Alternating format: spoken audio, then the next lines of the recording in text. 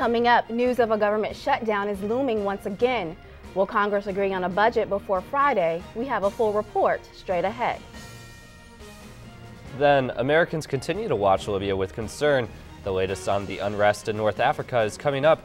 District Wire News starts right now.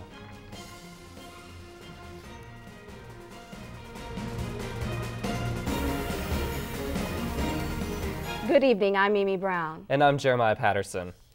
Another deadline approaches for an agreement on the federal budget. Republicans are pushing for another stopgap measure, and Democrats want a long-term deal. Here's a closer look at the issue with the possibility of a shutdown this weekend. President Obama meets with top congressional leaders today to reach a late budget agreement. The most recent Republican offer would extend government funding by 1 week in exchange for $12 billion in funding cuts, but White House Press Secretary Jay Carney didn't comment on the short-term plan, instead emphasizing a long-term decision. The President has made clear that we all understand the need to cut spending, and significant progress has been made in agreeing that we can all work off the same numbers. It's understood the two sides must reach an agreement tonight to allow enough time for a deal to work through Congress and onto Obama's desk. Otherwise, another stopgap measure is likely. But if either fails, money dries up on Friday, and according to some, government in general will take the blame more than a particular party.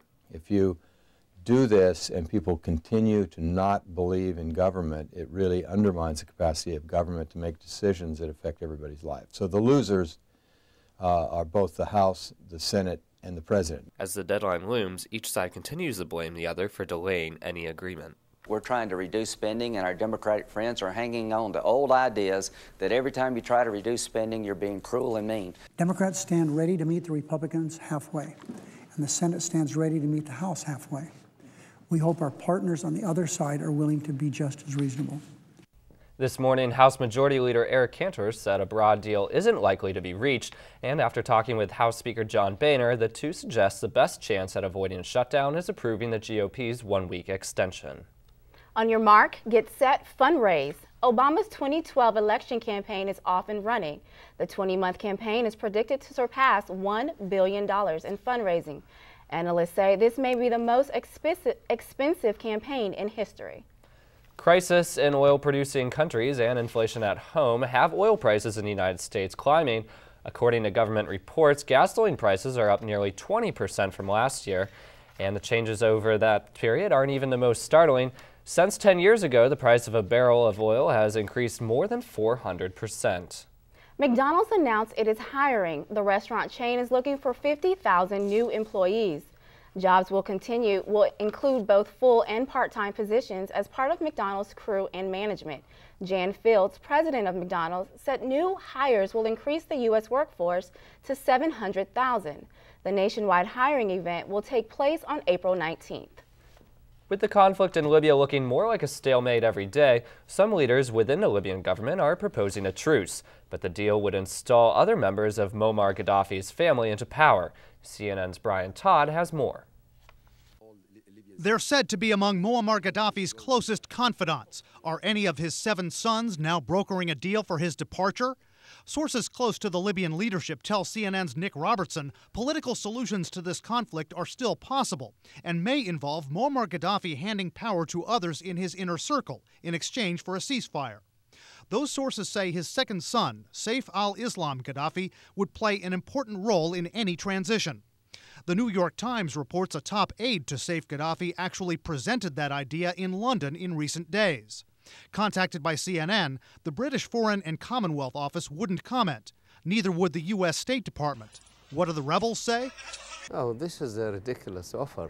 There is no one except this proposal of Gaddafi or his sons.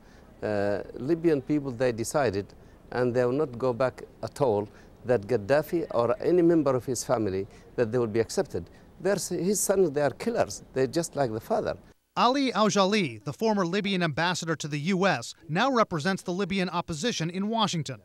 The New York Times says Saif Gaddafi has backing for this plan from one of his brothers, Saadi, a former soccer player who's now a businessman in Libya. But some have their doubts about that. He has Saadi's name with him, but Saadi's really not a political player. Vincent Canestraro is a former CIA officer who investigated the Libyan connection to the Pan Am 103 bombing over Lockerbie, Scotland. Canestraro and other experts say any possible deal will be complicated by the intense rivalry between Gaddafi's sons. One son, Khamis Gaddafi, leads the 32nd Brigade, said by U.S. officials to have attacked innocent civilians. Mutassim Gaddafi is his father's national security advisor. I asked Canestraro about reports of a blood feud between two sets of Gaddafi brothers. Are Saif and Saadi pitted exclusively now against Mutassim and Khamis as the hardliners in this equation? No, I think the real rivalry is just between Mutassim and Saif himself. The others are really peripheral. Saadi is not a political force at all. Khamis is not really a political force either. Those are the two key people.